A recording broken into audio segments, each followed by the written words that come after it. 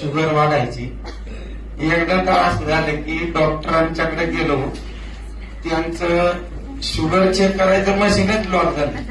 ते मला म्हणले तुम्हाला काय त्रास होतो का? म्हणून मला काही त्रास होत नाही, फक्त तहान लागती असं होते भाऊ, बाकी काय नव्हतं. ते म्हणले अहो हे तुमची शुगर 600च्या पेक्षा जास्त गेलेली, त्यामुळे तुमचं शुगर वाढली, तुम्ही जरा सांभाळा यासाठी.